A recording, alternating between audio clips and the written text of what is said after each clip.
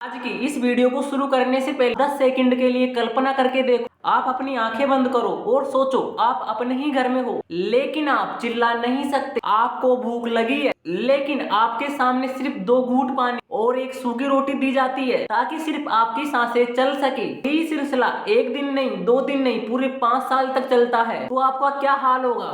क्या आप जिंदा रह पाओगे? आपको सुनकर कितना बुरा लगा है ना, लेकिन ये घटना असलियत में है। लेकिन ये हकीकत उत्तर प्रदेश के महोबा जिले की है। तारीख थी 29 दिसंबर 2025, जहां पर पूरी दुनिया एक नए साल के जश्न की तैयारी कर रही थी और तब समदनगर के एक घर का ताला तोड़ा जा रहा और जैसे ये ताला टूटता है, पुलिस और बहुत सारे लोग घर के अंदर दाखिल होते हैं। इस घर में पूरा सन्नाटा छाया हुआ था, मानो कोई अंदर ना हो। फिर वो लोग नीचे जाते हैं बेसमेंट की तरफ। वहाँ पर बिल्कुल भी लाइट नहीं थी, मोबाइल की टॉर्च को जलाया जाता है और जो मंजर दिखता है, आप कभी भी लोगों पर यकीन करना भूल जाओगे। उस बेसमेंट में बिस्तर पर एक कंबल पड़ा हुआ था और उस कंबल को धीरे से हटाया जाता है और कंबल के अंदर से निकलता है एक इंसान। इसे देखकर आप कह सकते हो एक ये हड्डियों का ढांचा। और ये थी 27 साल की रश्मि। 27 साल की उम्र, ये वो उम्र होती है जिसमें लड़कियां अपने सपने और अपने करियर के बारे में सोचती है। लेकिन 27 साल की रश्मि उस अंधेरे कमरे में एक जिंदा लाश बन चुकी। उसके शरीर पर मांस का एक लोथड़ भी नहीं बचा था। उसकी आंखें शरीर के अंदर पूरी तरह धस चुकी थी। रश्मि के गाल चिपके हुए थे।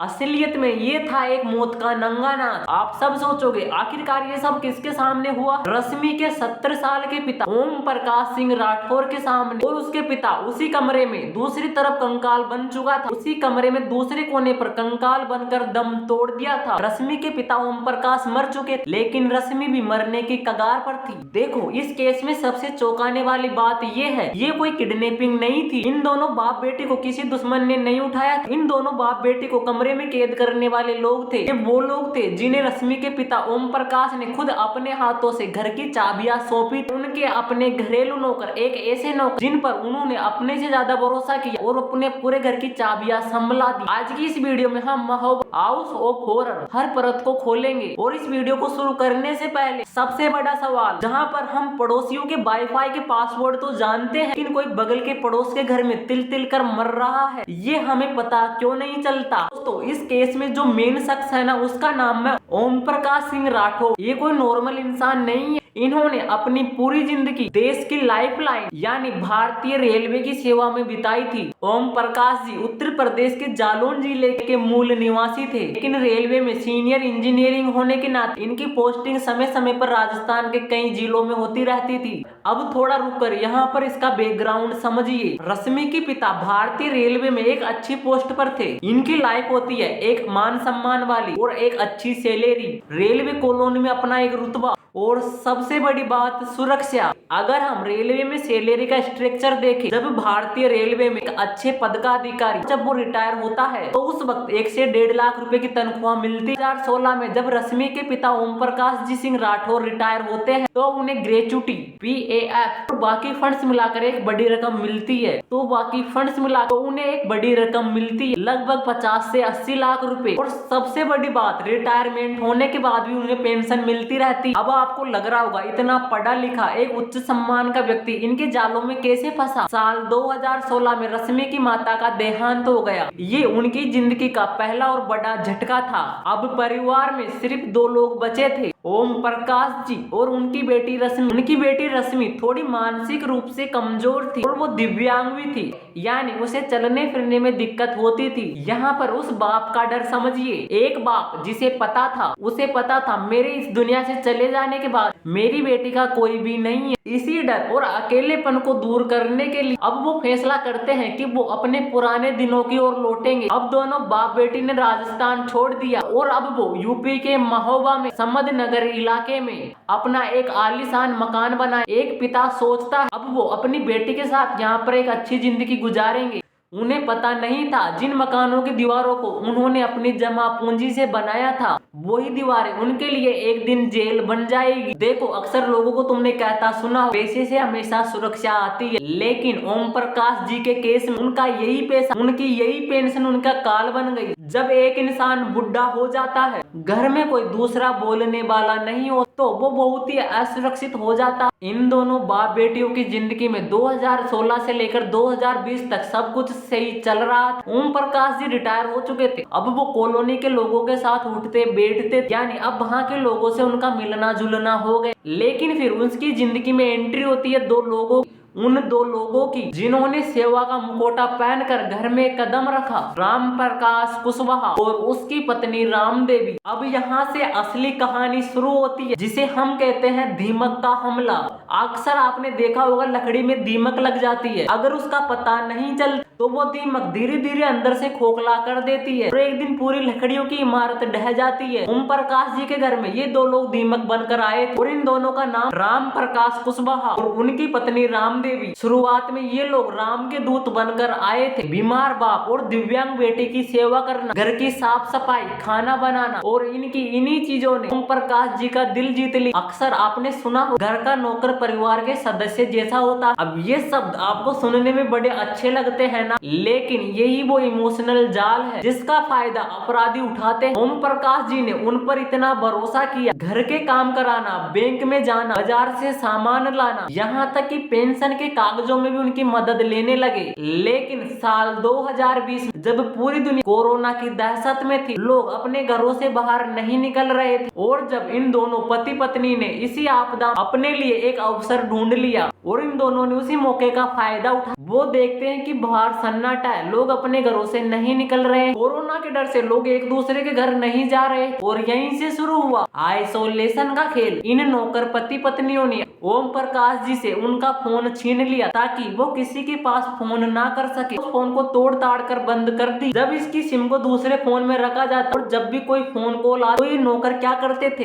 तो ये नौकर कहते थे भाई साहब की तबीयत ठीक नहीं है, वो बात नहीं कर सकते। इन लोगों ने धीरे धीरे रिश्तेदारों को ये यकीन दिला दिया ओम प्रकाश जी अब किसी से नहीं मिलना चाहते। अब आप सोचिए महोबा के उस समद नगर वाले घर में क्या चल रहा होगा। ऊपर की मंजिल में नौकर और नौकरानी ऐश कर रहे थे, मालिक को धीरे धीरे बेसमेंट में नीचे की तरफ धकेला जा रहा। इन नौकरों ने ओम प्रकाश जी की चेकबुक पर कब्जा कर लिया। ओम प्रकाश जी रिटायर हो चुके थे, यानी हर महीने उसकी पेंशन आती थी। ये नौकर बैंक में जाते, पेंशन निकाल और अपने पास रख लेते थे और ओम प्रकाश जी को सिर्फ एक टाइम का खाना मिलता था ताकि उसकी सांसें चल सके और वो लोग मरे नहीं। तो आप सोचिए जिस आदमी को आप बुढ़ापे का सहारा समझ रहे हो, आपकी पेंशन के पैसों से बाहर पनीर खा रहा हो और आपको एक सूखी रोटी के लिए तरसा रहा है, ये सिर्फ कोई चोरी नहीं थी, ये स्लो मर्डर था। इन लोगों ने ओम प्रकाश जी के मन में ये डर बैठा दी अगर उन्होंने शोर मचाया, अगर ये बातें किसी को बताई तो वो लोग उनकी बेटी रश्मि को मार डालेंगे। एक बेबस बाप अपनी दिव्यांग बेटी की जान बचाने के लिए अपनी उस बेटी को काल कोठरी के हवाले कर देता है।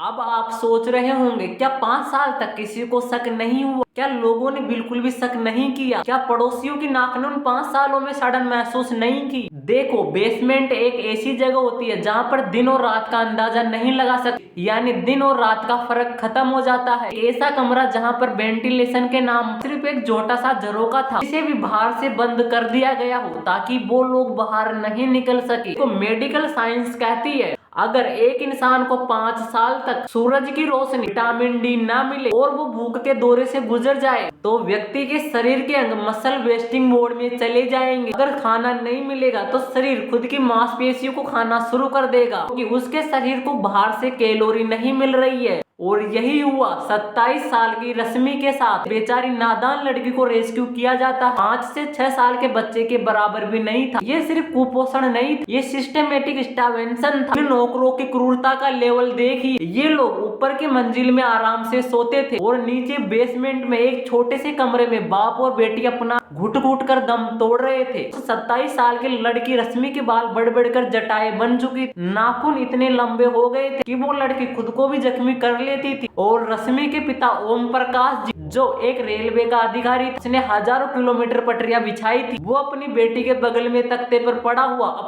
वो बगल में अपनी बेटी को घुट घुट कर मरते हुए देख रहा था। जब उस समय एक बाप बेबस था, वो अपनी बेटी के लिए कुछ भी नहीं कर पाया। तो दोनों नौकर यहीं पर नहीं माने, वो हफ्ते में 1 बार या 2 बार बेसमेंट में जाते तो कुछ पुराना खाना और पानी फेंक देते और वो बेसमेंट के बाहर ताला मार देते। और उस कमरे में कोई बाथरूम या टॉयलेट नहीं था, उस कमरे में गंदगी ऐसी हो रही थी उसी कमरे में टॉयलेट, उसी कमरे में खाना, उसी कमरे में सोना और वहीं पड़े पड़े मौत का इंतजार कर। अब यहाँ पर एक बड़ा सवाल सिस्टम पर भी खड़ा होता है। और रश्मि के पिता यानी ओम प्रकाश अच्छी पोस्ट पर एक अधिकारी थे, का अपना मेडिकल कार्ड था। क्या 5 सालों तक किसी रेलवे के विभाग ने ये चेक नहीं उनकी पेंशन का लाइफ सर्टिफिकेट कैसे जमा हो रहा है? आजकल डिजिटल लाइफ सर्टिफिकेट के लिए बायोमेट्रिक्स चाहिए होता है। यहाँ पर नौकरों ने या तो ओम प्रकाश जी के अंगूठे का जबरदस्ती इस्तेमाल किया या फिर विभाग की मिलीभगत से कागजी कार्यवाही पूरी की। ये एक बहुत ही बड़ा फाइनेंशियल फ्रॉड भी है, लेकिन जुल्म की अपनी एक लिमिट होती, लेकिन वो लिमिट पार 29 दिसंबर 2025 को ओम प्रकाश जी की बॉडी ने हार मान ली। देखो 5 साल तक उस बंद कमरे में अंतहीन लड़ाई के बाद उन्होंने हार मान ली, यानी यहाँ पर उनकी जिंदगी का अंत हो गया था। अब नौकरों के सामने एक लाश थी और एक जिंदा कंकाल। अब नौकरों को लगता है अगर ये लाश सड़ने लगी अब ये बदबू पूरे मोहल्ले में फैलेगी और हम पकड़े जाएंगे, और बस इसी डर ने पूरे राज का पर्दा उठा दिया। 29 दिसंबर 2025 शाम का समय था। ऊपर की मंजिल में ऐशो आराम से रहने वाले नौकरों के चेहरे डर की हवा उड़ रही थी, क्योंकि नीचे बेसमेंट में ओम प्रकाश जी की सांसें थम चुकी थी। अब तक उन नौकरों के लिए ओम प्रकाश जी जो पैसों की लॉटरी था, और अब वही लाश उनके लिए एक फांसी का फंदा बन चुकी थी। अब इन शातिर नौकरों ने एक आखिरी चाल चली। उन नौकरों ने सोचा अगर हम चुपचाप यहाँ से भाग गए तो शक सीधा हम लोगों पर जाएगा। इसलिए दोनों नौकर नौकरानी पड़ोस में जाते हैं और लोगों को बताते हैं कि भाई साहब की अचानक मौत हो गई, और फौरन दोनों ने अपना बोरिया बिस्तर समेट वहां से गायब हो गए। लेकिन वो लोग वहां से गए उससे पहले अपने एक पड़ोसी को ओम प्रकाश जी के भाई अमर सिंह का मोबाइल नंबर दिया। अमर सिंह को जब फोन मिलाया जाता है बताया जाता है, जब पड़ोसी ने बताया कि हाँ आपके भाई की मौत हो गई, तो अमर सिंह को लगता कि भाई बहुत दिनों से बीमार था इसलिए उसकी मौत हो गई होगी, और सोचा कि शायद उम्र की वजह से अब वो चले गए होंगे। अब वो अपने पूरे परिवार के साथ महोबा पहुंचते हैं। घर पर ताला लटका हुआ था। उन्होंने पहले ताला तोड़ा तो उन्हें लगा अंदर मातम का माहौल होगा, लोग वहां पर जमा होंगे, लेकिन अंदर क्या था? सिर्फ सन्नाटा और एक ऐसी बदबू की सिर फाड़ दे। आपने देखा होगा जब किसी की मौत होती है तो पास पड़ोस के लोग रिश्तेदार सब वहां पर इकट्ठा होते हैं, लेकिन दोनों नौकर और नौकरानियों ने जब उन्हें लगा कि अब हम पकड़े जाएंगे, हमारा खेल खत्म हो चुका, तो वो वहां पर दोनों ने ताला लगाया और दोनों भाग निकले। जब अमर सिंह वहां पर पहुंचा उन्हें लगा कि बहुत सारे लोग वहां पर पहले से इकट्ठा होंगे, लेकिन वहां पर कोई भी नहीं था, ताला लगा हुआ था। जब उन्होंने ताला तोड़ा तो एक ऐसा बदबू, 5 साल तक वो एक ही कमरे में दोनों बाप बेटे रहे, वहां पर सड़ सड़ कर मर रहे थे, वहां पर वो लोग तड़प तड़प कर मर रहे थे, वहां पर ऐसी बदबू आ रही थी कि आपका सिर फाड़ दे। जब ओम प्रकाश जी के घर वाले वहां पर पहुंचते हैं, मकान के अंदर घुसते हैं, तो वो बेसमेंट की तरफ नीचे जाने लगते हैं। जब पुलिस और घर वाले ग्राउंड फ्लोर के नीचे बेसमेंट में पहुंचते हैं, वहां पर बिजली का स्विच ऑफ था। जैसे ही टॉर्च जलाई जाती है तो उस कमरे में 2 तख्ते थे, यानी जो बेड होते हैं ना सोने के, वो तख्ते बिछे हुए थे। वो बहुत ही लकड़ी के बने होते हैं जो बहुत ही कठोर होते हैं। वो वहां पर 2 बिछे हुए थे दोनों के लिए। एक तख्ते पर ओम प्रकाश जी का बेजवान शरीर था, यानी वो गुजर चुके थे, और दूसरे तख्ते पर एक कंबल हिल रहा था। जैसे ही ओम प्रकाश के भाई अमर सिंह की पत्नी वो कंबल हटाती है, उसकी चीखें निकल जाती है,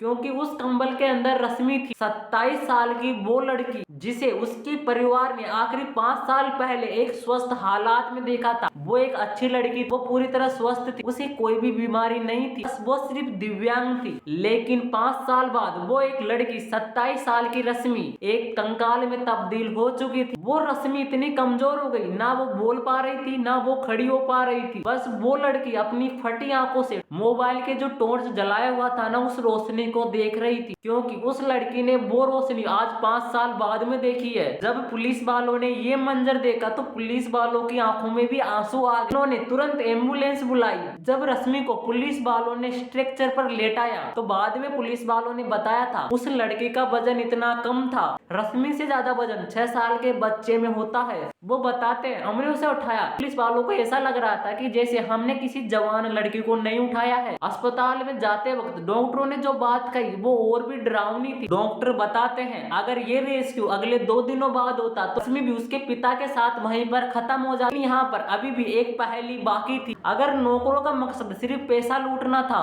तो वो लोग उन्हें मार भी सकते थे। उन नौकरों ने इन बाप और बेटी को 5 साल तक किस्तों में मौत क्यों दी, 5 साल तक तड़प तड़पा कर क्यों मारा, और वो पेंशन का पैसा आखिर कहाँ जा रहा था। अब जरा उस क्यों पर बात करते हैं जिसने हंसते खेलते परिवार को कब्रिस्तान बना दिया। ये था पैसा, लेकिन ये कोई मामूली चोरी नहीं थी, ये एक सोची समझी फाइनेंशियल किलिंग थी। देखो ओम प्रकाश जी रेलवे में एक बड़े अच्छे पद पर ऑफिसर, यहाँ तक कि उनका वेतन 50 से 60 हजार आसानी से होता है। 5 साल में 60 महीने होते हैं। इन 5 सालों में सिर्फ पेंशन का हिसाब लगाए रकम बैठती है लगभग 30 से 36 लाख रुपए, और इन्हीं पैसों में उनके बैंक में जमा एफडी और उनकी सेविंग्स जोड़ दे तो ये पैसे बढ़कर हो जाते हैं 50 लाख रुपए। अब मेरी इन बातों पर गौर कर, हर साल पेंशन लेने वाले लाइफ सर्टिफिकेट यानी जीवन प्रमाण पत्र देना होता है, ये साबित करने के लिए कि वो जिंदा है। और आज के इस डिजिटल दौर में इसके लिए बायोमेट्रिक या फिर वीडियो कॉल की जरूरत होती है। इन चीजों में एक सवाल खड़ा होता है, अगर इन नौकरों ने 5 साल तक उनके पेंशन के पैसे खाए तो इन नौकरों ने 5 साल तक बैंक की आंखों में कैसे धूल झोंकी। सोचिए, एक ऐसा आदमी, उसे ये नहीं पता कि आज तारीख क्या है, उसका हाथ पकड़कर उसके सारे कागजों और चेक पर साइन करवाए जा रहे थे। ये दोनों नौकर हर महीने एटीएम जाते थे,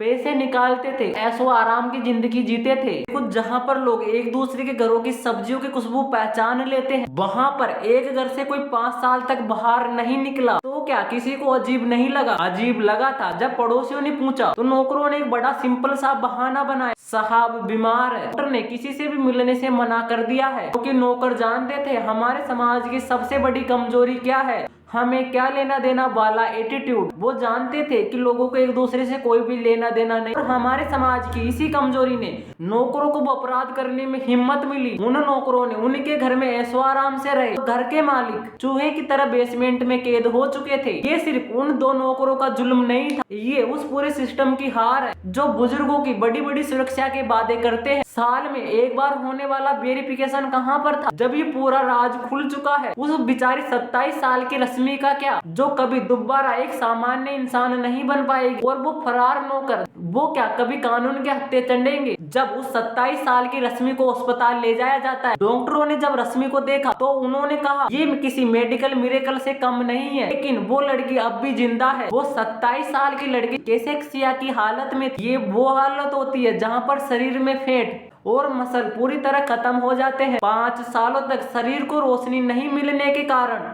उनकी हड्डियां पूरी तरह सूख चुकी थी, वो इतनी कमजोर हो चुकी थी, वो अपना वजन भी संभाल नहीं पा रही थी। तो उस लड़की को डॉक्टरों ने डाइट पर रखा है क्योंकि उसका पाचन तंत्र ठोस खाना पचाने की ताकत खो चुका है। वो लड़की बोल नहीं रही, लेकिन उसकी आंखें सब बता रही है। वो 5 साल का अंधेरा अपने पिता का अपने सामने दम तोड़ दे, ये वो जख्म थे जो कोई दवा भर नहीं सकती। महोबा पुलिस ने फरार नौकर राम प्रकाश और उसकी पत्नी रामदेवी पर मुकदमा दर्ज कर लिया, लेकिन वो अभी भी गिरफ्तार नहीं हुए हैं। सोचिए, वो अपराधी कहीं पर ऐशो आराम से घूम रहे होंगे, लेकिन पुलिस ने उन पर इनाम घोषित किया है। उनकी तलाश में छापेमारी चल रही है। सवाल ये है, क्या इन दोनों नौकरों को पकड़ लेना काफी? अमर सिंह जो ओम प्रकाश के भाई है, अब वो रश्मि की जिम्मेदारी संभाल रहे हैं। वो चाहते हैं ऐसे दरिंदों को सजा मिले ताकि ऐसा काम वो दोबारा किसी के साथ ना करे। महोबा की कहानी ये सिर्फ क्राइम रिपोर्ट नहीं है, हमारे समाज के गिरते हुए सामाजिक ढांचे के एक्सरे। मेरी इन बातों को याद रखना, आज जो ओम प्रकाश जी के साथ हुआ वो कल आपके या आपके बुजुर्गों के साथ भी हो सकता है। हमने प्राइवेसी के नाम पर एक दीवार खड़ी की है, इसके पीछे अपराधी फल फूल रहे हैं। मैं इस वीडियो में आपसे कोई सब्सक्राइबर लाइक करने के लिए बिल्कुल भी नहीं बोलूंगा। मैं आपसे सिर्फ 3 चीजें चाहता हूँ, मेरी इन तीनों बातों को आप ध्यान से सुनना। अगर आपके परिवार का कोई बुजुर्ग या फिर दूर का रिश्तेदार अचानक फोन उठाना बंद कर दे